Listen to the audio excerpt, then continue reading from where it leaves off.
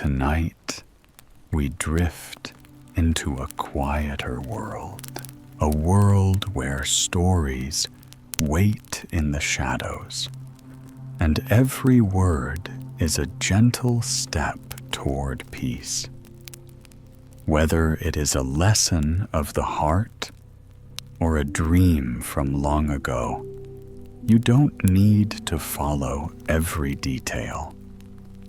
You don't need to hold on to any thought. Just listen. Let the rhythm of the tale wash over you. And as your body grows heavy, let the quiet of the night carry you away into a deep and effortless sleep.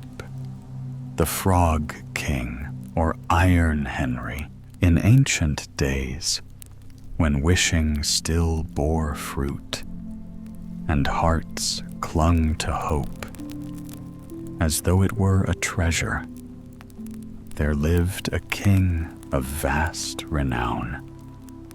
His daughters were fair beyond compare, each as bright as dawn upon a meadow.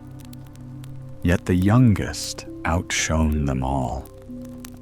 So radiant was she that the very sun who had looked upon countless wonders since time began paused in his journey each morning and marveled anew at her beauty. Near the king's castle stretched a great and shadow-laden forest, thick with moss and mystery. Deep within, beneath the ancient branches of a linden tree, gnarled with age, there lay a cool, clear well. In the heat of summer days, the youngest princess would wander into this wood, sit upon the grassy brink of the well, and refresh her spirit. To pass the long hours, she carried with her a toy more precious than pearls, a golden ball wrought so perfectly that it gleamed like the sun itself. Often she would toss it high into the air, catching it deftly in her small white hands. This play became her solace and her joy. One day, as fate had marked, the golden ball slipped from her grasp. It fell not back into her hand, but struck the earth, rolled upon the moss, and tumbled straight into the dark mouth of the well. The princess bent forward, straining her eyes, but the water's depth was endless, its bottom lost in shadow. Her treasure was gone. A flood of grief overcame her, and she wept bitterly, her sobs echoing through the trees. Amidst her tears came a voice strange and hollow, yet plain. What ails thee, king's daughter? Thy sorrow could soften stone. She lifted her head in fright and beheld, half hidden by rippling water, the blunt green head of a frog. His eyes bulged, and his throat swelled as he spoke. "O thou old croaker," said she, "I weep for my golden ball, my dearest plaything that has fallen into the well." "Cease thy weeping," croaked the frog. "I can fetch thy ball. But tell me, what wilt thou give me if I return it?" "Anything thou desirest, dear." "Frog," she said hastily. My silken gowns, my strings of pearls, my jewels, bright, even the crown of gold that rests upon my head. The frog shook his damp head. Thy gowns, thy jewels, and thy crown are naught to me. But if thou wilt love me, let me sit beside thee, as companion, eat from thy plate, drink from thy cup, and sleep in thy little bed. If thou wilt promise me all this, then shall I dive below and bring thee thy golden ball. Yes, yes, cried the princess. I promise it all. Whatever thou wilt, only bring me back my ball. Yet in her heart she thought, what folly!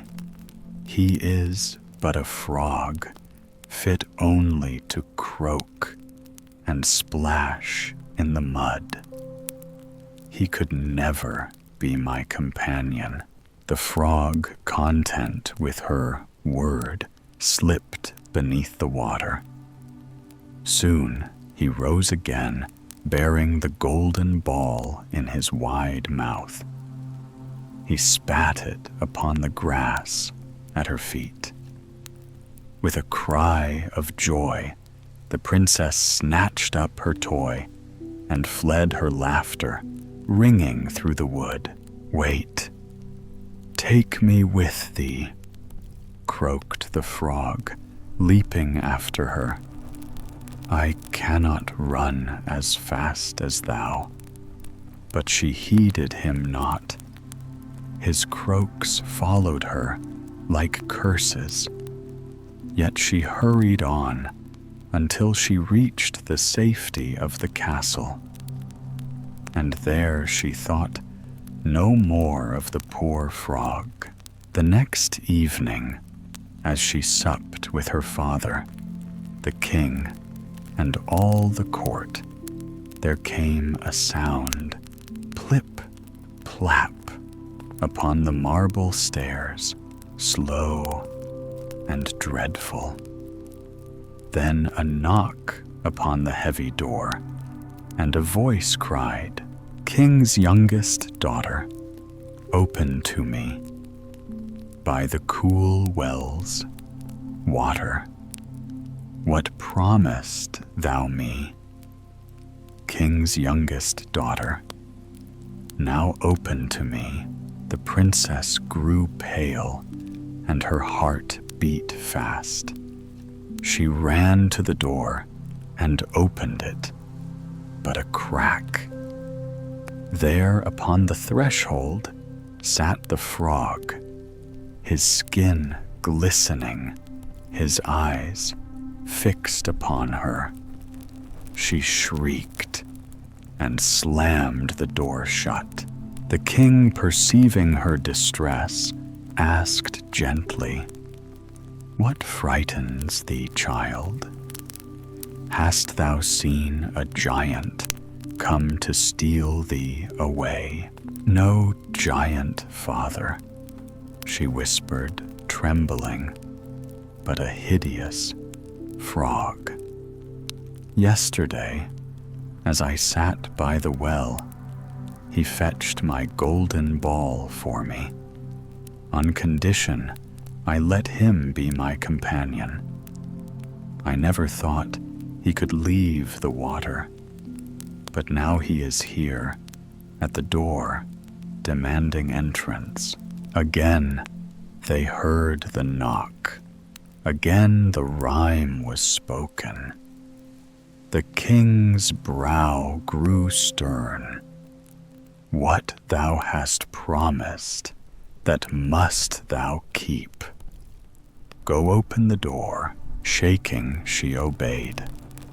The frog hopped across the floor, pattering after her until she sank into her chair. Lift me up, beside thee," he croaked. She hesitated, but the king's command was law. So she placed him upon the chair. Then he said, "Bring thy golden plate nearer, that we may eat together." With loathing she did so, though every morsel she swallowed was bitter as gall, while the frog ate with relish. When the feast was done, he spoke once more, "I am weary. Take me to thy chamber. Prepare thy silken bed, that we may sleep side by side." At this demand, her tears flowed anew. She dreaded the slimy touch of his cold body. But the king's voice thundered, "That which thou hast vowed in thy time of need, must thou fulfill." So with 2 fingers, she grasped the frog, carried him upstairs, and set him in a dark corner. Yet scarcely had she lain down when he crept toward her bed. "I am tired as thou art. Take me up, or I shall tell thy father." Then anger mastered her. She seized the frog and flung him with all her might against the wall, crying, "Be still forever, thou horrid creature." But when he struck the wall, a marvel occurred. No frog lay there, but a prince, noble and comely, his eyes gentle and bright. The spell was broken. By her hand alone had he been freed. With her father's blessing, they were betrothed that very night. He told her of the wicked witch who had bound him in the frog's shape, and how only her promise, harshly kept, could restore him. Then came to the castle a carriage drawn by 8 white steeds, their plumes like snow, their harness gleaming gold. Behind it stood faithful Henry, the prince's servant. Now, Henry had borne such grief during his master's enchantment that 3 iron bands were clasped about his heart, lest it break from sorrow. When he saw his lord free once more, joy swelled within him, and as the carriage rattled down the road, there came a loud crack. "My master, the wheel is breaking," he cried in fear. But the prince answered, "No wheel breaks. 'Tis the band round thy heart, that once I was lost, bound fast with grief's art. Now love has made it part."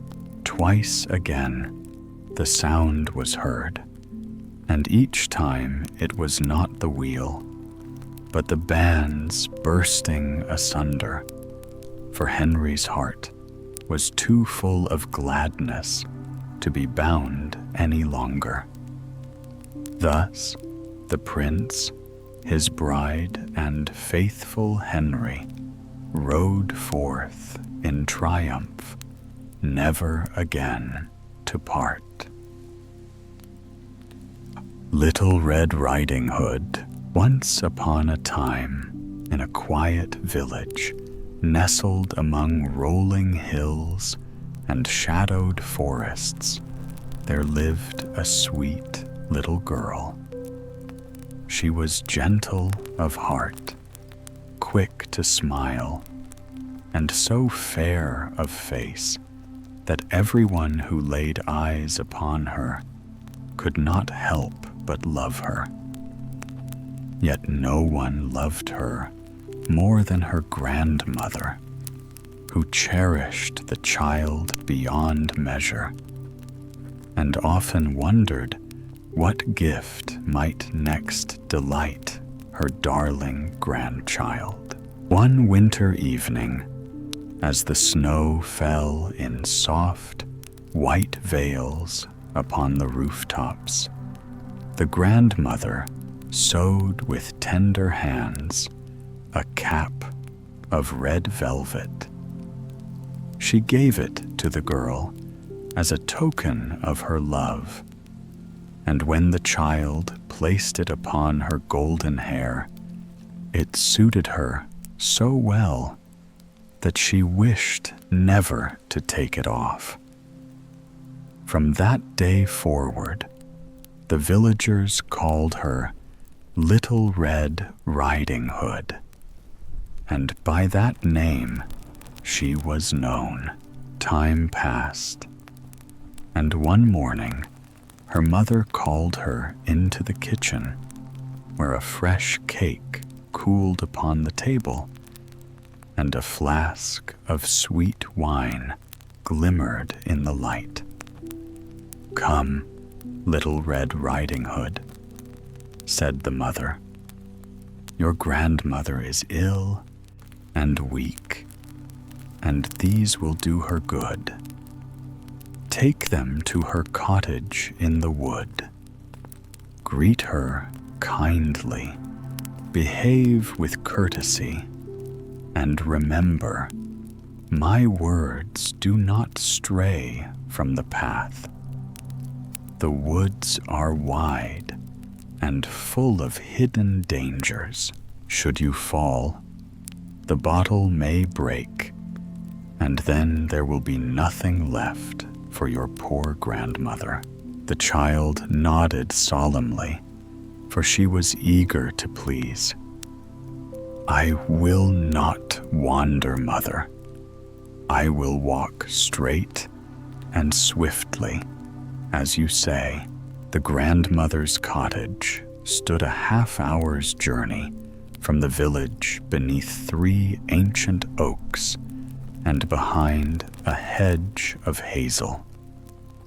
With her basket upon her arm and her scarlet hood gleaming like a flame among the shadows, the little girl set out. The birds sang above her, the leaves whispered beneath her shoes, and the forest seemed peaceful. Yet something stirred unseen among the thickets. It was a wolf, lean and cunning, with yellow eyes that glimmered like coals in the dim light.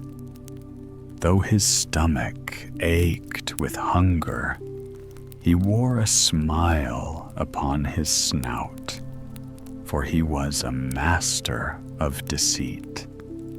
He stepped softly from the trees and bowed his head. "Good day to you, Little Red Riding Hood." "Thank you, Wolf," she replied, thinking no harm of him, for she had never been taught to fear such creatures. "Whither so early, fair child, with your cap shining like the dawn?" "To grandmother's," said the girl. "And what do you carry beneath your apron?" "Cake and wine. My grandmother is ill and weak, and I bring them to strengthen her. We baked only yesterday, and she will be glad." The wolf's eyes gleamed brighter. "And where, dear child, does your grandmother dwell?" "In a cottage beneath the 3 great oaks, a quarter hour further into the forest, behind the hedge of hazel bushes. Surely you know the place, the wolf thought to himself. A feast beyond measure. First the old woman, then the tender child. How shall I best seize them both? Then he spoke in honeyed tones. See how the sunlight dances upon the moss, and how the flowers sparkle like jewels upon the forest floor. Listen to the birds. Do they not sing more sweetly than church bells? Why hurry along the path as if to school? Take a moment, gather blossoms, make a garland for your grandmother. She will smile to see it. The child lifted her eyes, and for the first time, she truly saw how lovely the woods were. Shafts of gold streamed through the branches, and flowers of every color beckoned her. Indeed, she thought a bouquet will delight grandmother. And it is yet early. I shall not be late. So she ran from the path, gathering one flower after another. Yet each time she bent to pick one another brighter, still seemed to bloom just beyond, and she strayed further and further into the forest's depths. Meanwhile, the wolf wasted no time. He loped swiftly through the undergrowth until he reached the grandmother's house. He knocked upon the door with his paw. "Who is there?" called the frail voice within. Little Red Riding Hood answered the wolf, disguising his growl. "I bring you cake and wine. Open, dear grandmother. Press the latch," she called. "I am too weak to rise." The wolf pressed it, and the door swung wide. Without a moment's pause, he sprang upon the bed and devoured the old woman in a single gulp. Then he pulled on her nightclothes, set her cap upon his hairy head, and lay down among the pillows, drawing the curtains close about him. By and by, Little Red Riding Hood returned with her arms full of blossoms. She was surprised to see the door standing open. Inside the house was strangely still, and a shiver ran down her spine. "Oh, dear," she whispered. "Why do I tremble? I have always felt safe here." She stepped softly to the bed and pulled back the curtain.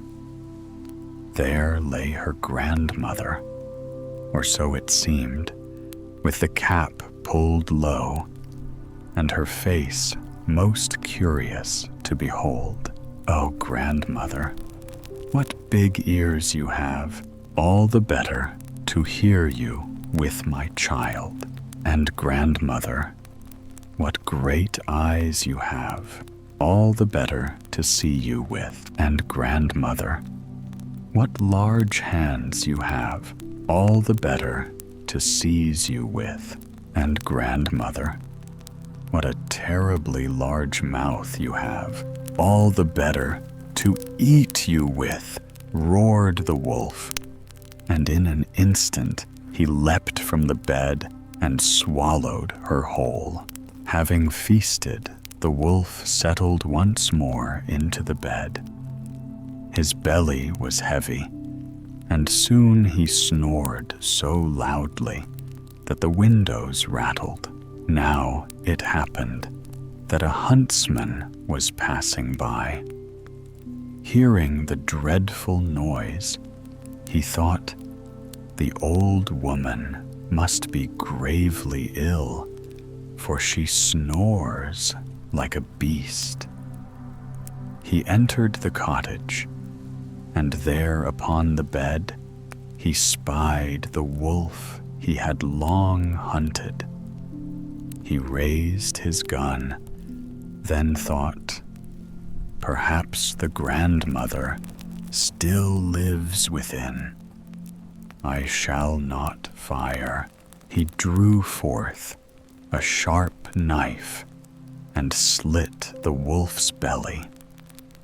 At once the red hood gleamed forth, and with a few more cuts, Little Red Riding Hood sprang out, crying, "Oh, how dark and fearful it was inside."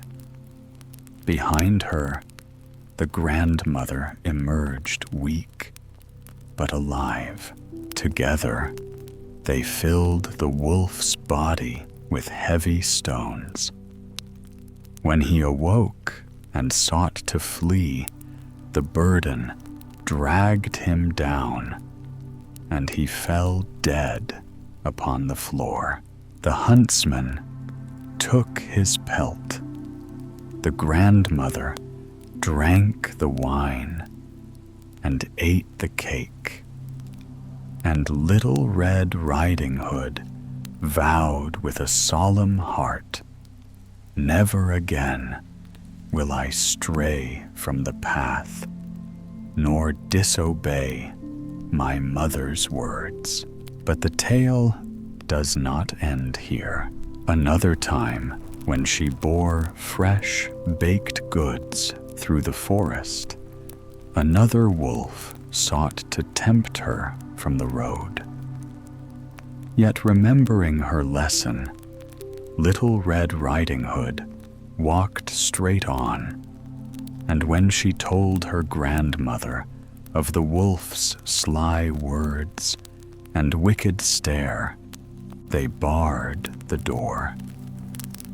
The beast circled the cottage, climbed upon the roof, and waited to devour her on her journey home.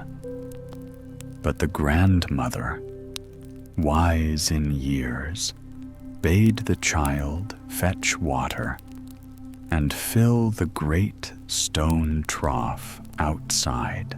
Into it they poured the broth of sausages boiled the day before, and the scent rose rich and savory. The wolf, licking his lips, stretched his neck too far, slipped from the roof, and tumbled headlong into the trough, where he drowned. And so it was that Little Red Riding Hood returned home safe once more, having learned to walk with both innocence and wisdom, and to heed the counsel of those who loved her.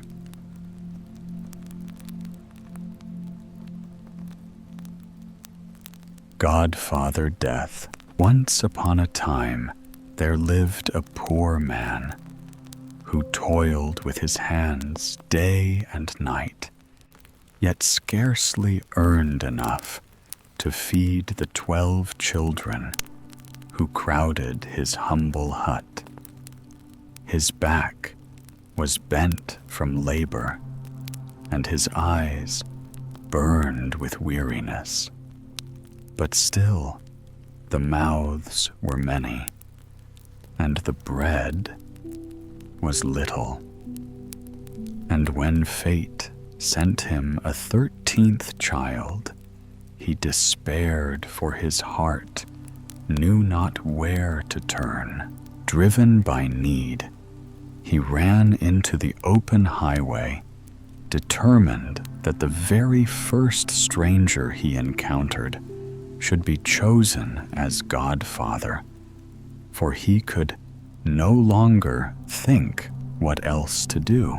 The first figure to meet him was none other than the Lord God himself, who already knew the thoughts hidden in the poor man's heart. God spoke with kindness, saying, "Poor man, I pity you. I will take your little one under my care, stand at his baptism, and bless him, so that he may know joy and goodness upon the earth." The man, though trembling, asked, "And who are you, that you promise me so much?" "I am God," answered the Lord. But the poor man shook his head and replied, "Then I do not wish you for a godfather, for you give riches to those who already have much, and leave the poor to starve." Thus spoke the man, not knowing the secret wisdom with which God apportions wealth and want, nor how he weighs fortune and burden in hidden scales. Turning his back upon the Lord of heaven, the man went on his way. Soon there came another striding along the road with dark eyes and a cunning smile. It was the devil who whispered, "What do you seek? Man, if you take me as godfather for your child, I will pour gold into his hands, grant him pleasures without end, and fill his life with every delight of the world." "And who are you?" asked the man again. "I am the devil," came the reply. The man recoiled and said, "Then I do not wish you for a godfather, for you deceive mankind, lead them astray, and bring ruin where you walk." He turned from him as well, and at last there came a pale figure hobbling on withered legs, his face neither cruel nor kind, but cold and certain. He said, "Take me as your child's godfather." "Who are you?" asked the man. "I am Death, who makes all men equal. I spare neither king nor beggar, but take both alike when their hour strikes." The poor man considered and said, "Yes, you are the right one. You treat rich and poor alike, making no difference between them. You shall be my child's godfather." And Death answered, "I will make your child prosper, and he shall become known and honored, for whoever has me, for a friend, cannot fail." On the appointed Sunday, Death came as he had promised, and served as godfather in a proper and orderly manner. When the boy grew to manhood, Death appeared before him and bade him follow into the forest. There he pointed to an herb that grew in secret places. This said, "Death is your godfather's gift. I will make you a great physician. Whenever you are called to the bedside of the sick, will appear as well. If I stand by the head, then know with certainty that life may be restored." Give the sick a portion of this herb, and he shall recover. But if I stand by the feet, then the life belongs to me. And you must speak the truth, that no healing is possible. Beware.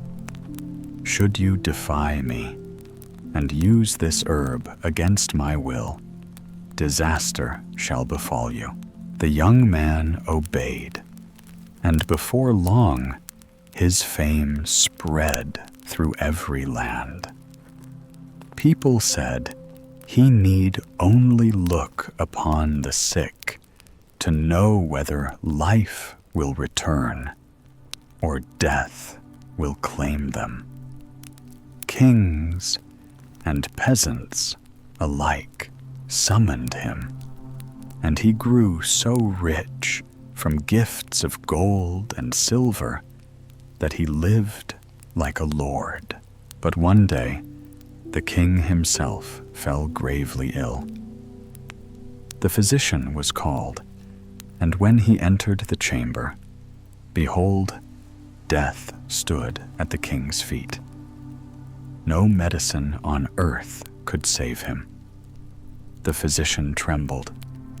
If I could trick death, but once he thought he may be angered, yet for love of his godson, he will close one eye. Then, boldly, he turned the king in his bed, so that death now stood at the head, and he gave the herb. At once, the king's color returned, and he rose hale and strong. Death came later, his face black with wrath. He lifted a bony finger and said, "You have betrayed me. For your sake, because you are my godson, I forgive it once. But beware, should you deceive me again, it will cost you your life." Not long after, the king's only daughter fell into mortal sickness. She was fair as the dawn, and the king wept so sorely that his sight dimmed from tears.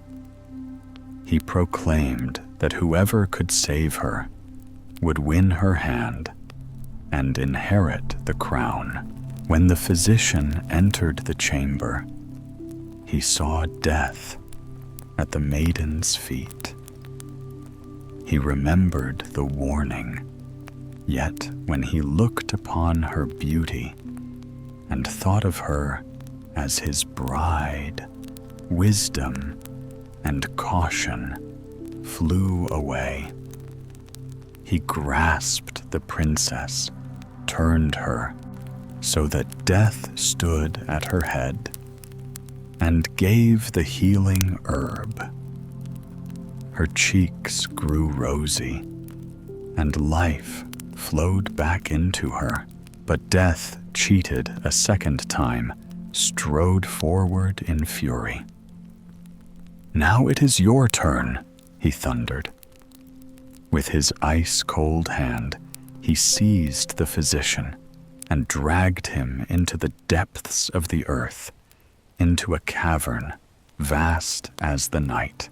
There the young man beheld thousands upon thousands of candles, burning in endless rows, some tall and bright, others small and flickering.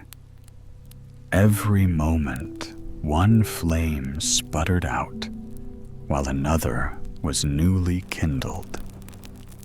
These, said, "Death are the life lights of mankind. The tall belong to children, the middle to men in their strength, the tiny to the old. Yet often the young have but a spark, and the aged a great flame." The physician asked his heart pounding, "Show me my candle." And Death pointed to a small stump, guttering and ready to die. "There it is." Horror seized the man. "Oh, dear Godfather," he begged, "light me a new one. Grant me more years, that I may enjoy life and take the princess as my wife. I cannot," said Death. "A flame must go out before another can be lit. Then place what remains upon a new candle, so that the old may burn into the new." Death pretended to grant the wish. He lifted a fresh, tall candle, but in his cold vengeance, he let the old stump slip. It sputtered, fell, and went out. In that same instant, the physician sank to the ground, his life ended, and his soul given at last into the hands of Death. The Queen Bee. Once upon a time, there were 3 sons of a mighty king. The 2 eldest, filled with restless pride and a thirst for adventure, wandered far from their father's halls. But they soon strayed into folly, for they took to wild living, wasting their days in idleness, their nights in reckless company, and they gave up all thought of ever returning home. The youngest son, however, was of another sort. He was small of stature, plain of face, and slow of speech. Because of this, he was called by all Witling, as though he were the simpleton of the family. Yet his heart was kind, and his spirit steadfast. When he saw that his brothers did not return, he resolved to set out and find them, though none expected him to succeed.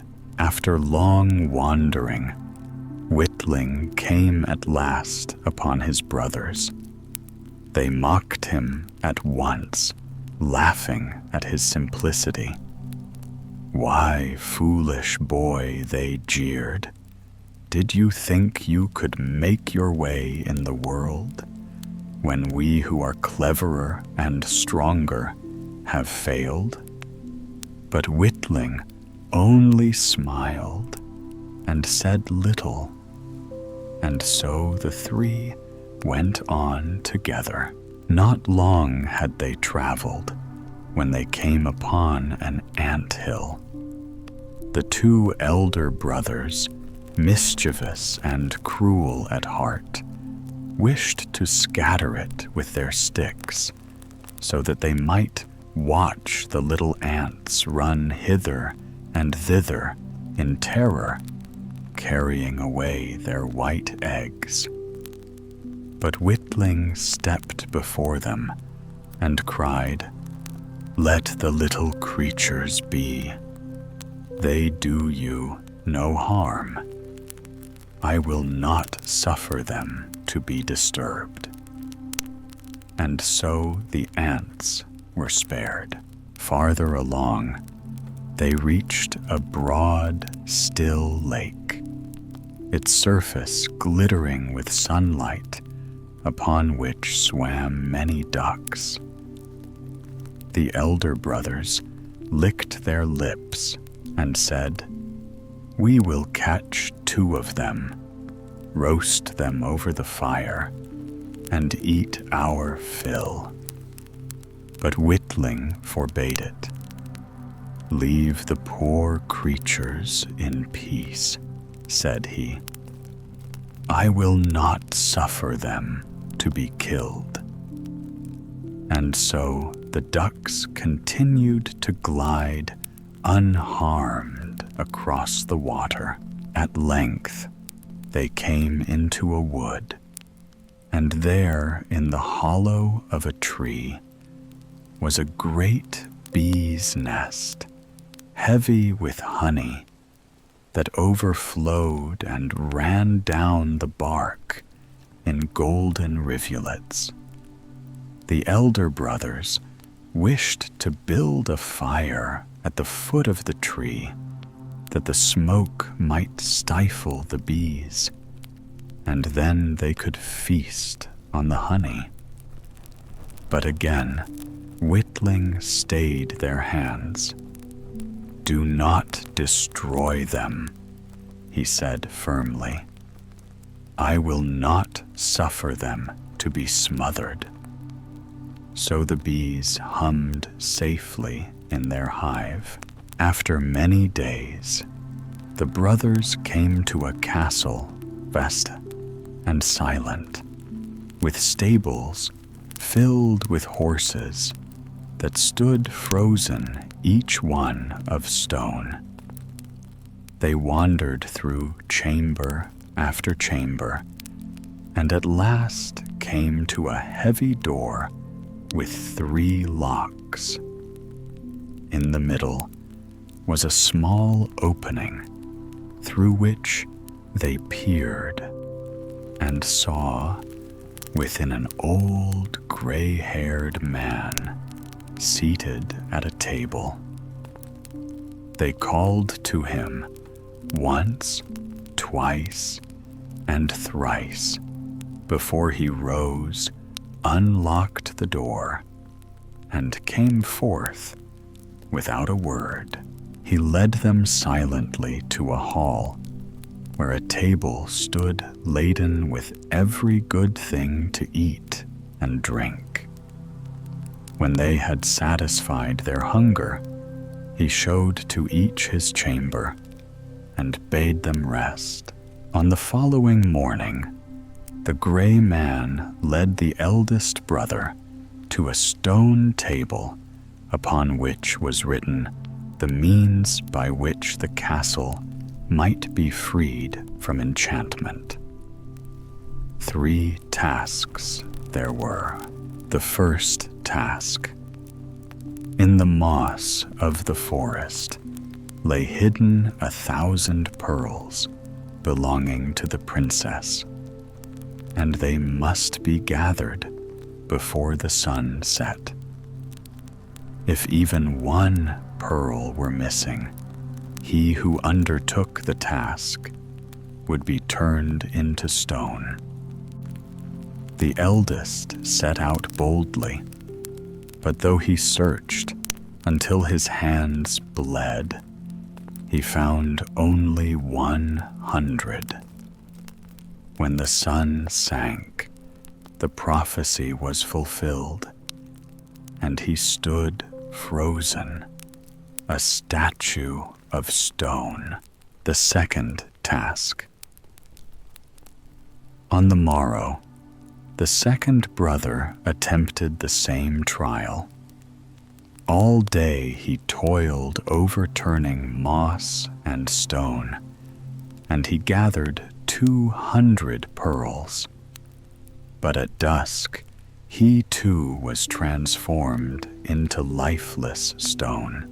The third task. At last, it was Whitling's turn. He searched with trembling hands, but the pearls were small and many, and soon despair overcame him. He sat upon a rock and wept bitterly. But then, from the shadows, came the Ant King with 5,000 of his followers, the very ants whom Whitling had spared. Swiftly, they scurried through the moss, and before the sun had set, the 1,000 pearls lay gathered in a shining heap. The second trial. Now the gray man pointed to the second writing. Upon the stone, the key to the princess's chamber lay sunk deep in the lake, and it must be fetched forth. Witling went to the water's edge, and lo, the ducks whose lives he had spared came swimming toward him. They dipped and dived, and soon brought up the key gleaming from the depths. The final trial. The last and most perilous test was set before him. He must choose from among 3 sleeping maidens the youngest and loveliest princess. Yet they were alike as 3 drops of water each, the mirror of the others, and none could tell them apart. Only this was known before slumber: each had eaten a different sweet sugar syrup or honey. Witling's heart quailed, for to choose wrongly was to fail. But then the air hummed, and the queen of the bees, whom Witling had saved from the fire, flew down. She alighted upon the lips of the maiden who had tasted honey, and there she remained. Thus Witling knew his choice. In that instant, the enchantment was broken. The stone figures stirred and breathed. The horses stamped their hooves, and the princesses awoke. Joy rang through the halls. The youngest princess, fairest of all, became Witling's bride. And when her father, the king, passed away, Witling wore the crown. As for the elder brothers, they were not left empty-handed. They were wed to the 2 elder princesses, but they were forced to live forever in the shadow of their younger brother, whom they had once mocked as a fool. And so it was that kindness, not cunning, won the kingdom. Mother Hulda. Once upon a time, in a little village that lay at the edge of a wide and lonely forest, there lived a widow with 2 daughters. Now one of these daughters was fair of face and gentle of spirit, and moreover, she was diligent in her labors, ever ready to put her hand to the spindle or sweep the hearth without complaint. The other daughter, however, was coarse of feature and slothful in habit, and though her heart was hard, she was beloved above all by the widow, for she was her own flesh and blood. Thus it befell that the fair and industrious child was despised and burdened with every task of the household, while her idle sister sat idly at ease, cared for and favored. Day after weary day, the poor girl was sent out to the roadside, well with her distaff there, to spin, until her fingers grew sore and the blood rose beneath her nails. The wind blew cold, the sun burned hot, yet she was not permitted to rest. One sorrowful day, as her spindle grew slick with blood, she dipped it into the well to cleanse it. Alas, it slipped from her weary hand and sank into the dark water, vanishing from sight. The child wept bitterly, for she feared her stepmother's wrath, and she hastened home to confess her misfortune. But the widow, sharp of tongue and merciless of heart, scolded her cruelly and cried, "If your clumsy fingers have let fall the spindle, then down into the well you must go on to fetch it again."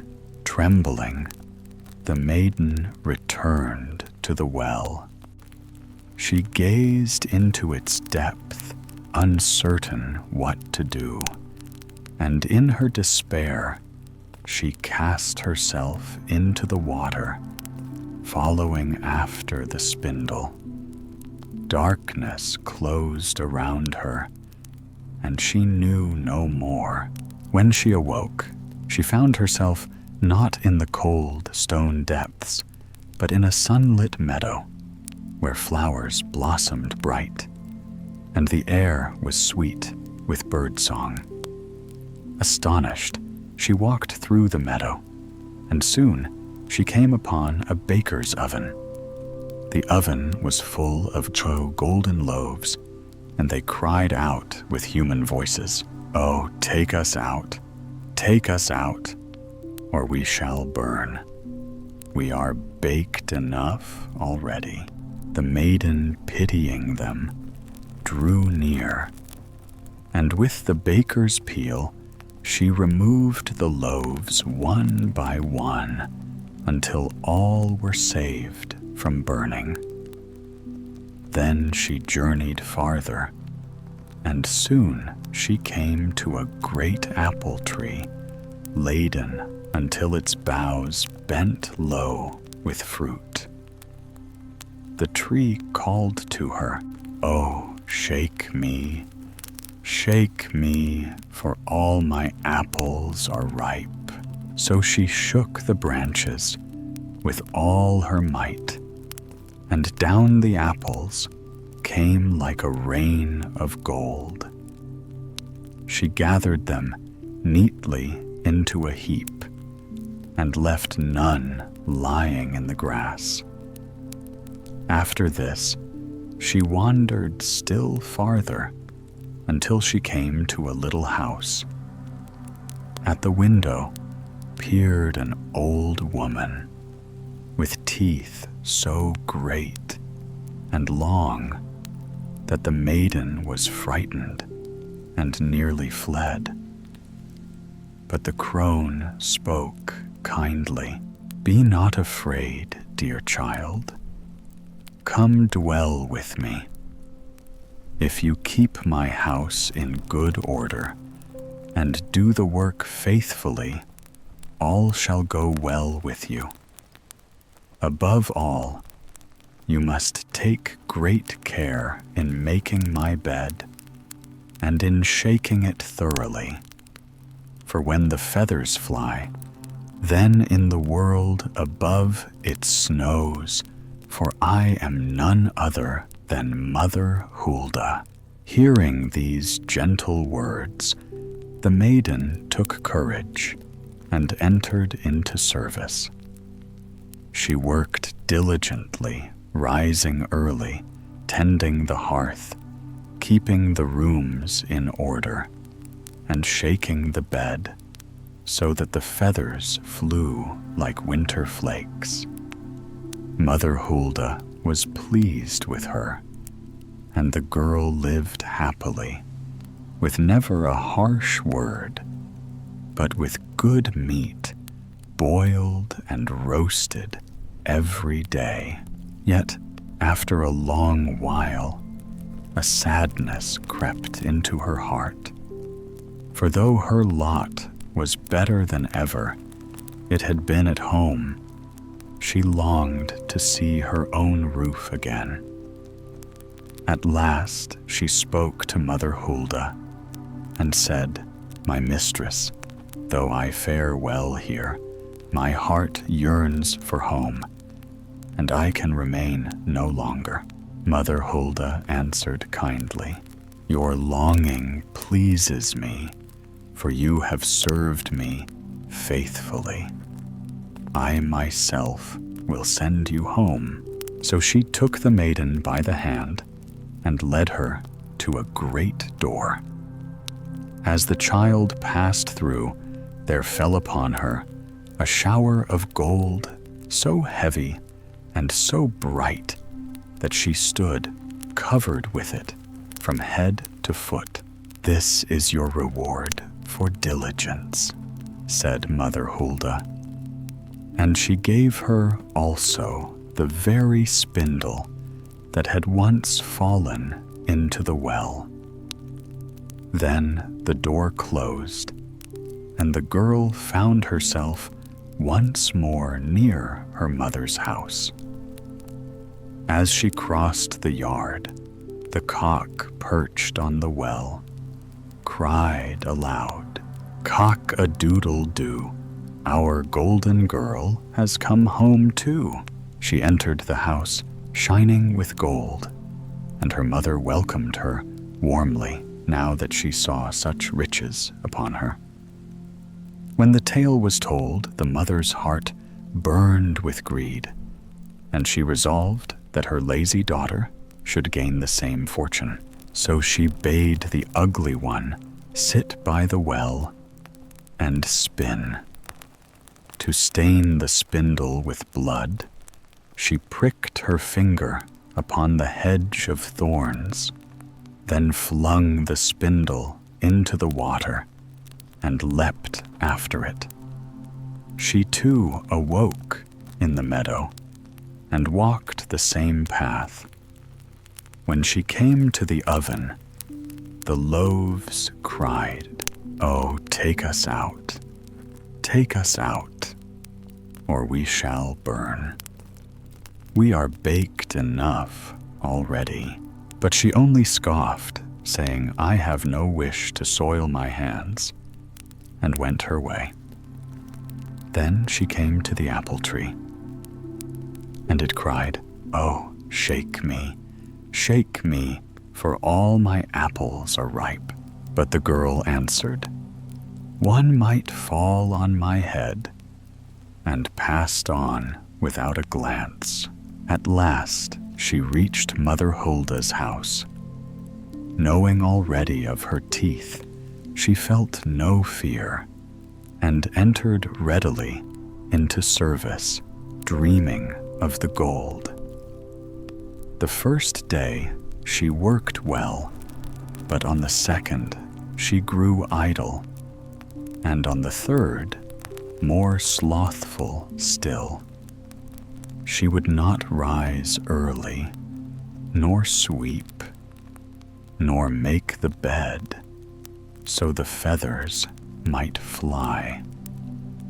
Mother Hulda soon grew weary of her, and said she might leave. The girl rejoiced, thinking the shower of gold awaited her. But when she passed through the great door, instead of golden treasure, a kettle of black pitch was poured over her, so that she stood dripping and foul.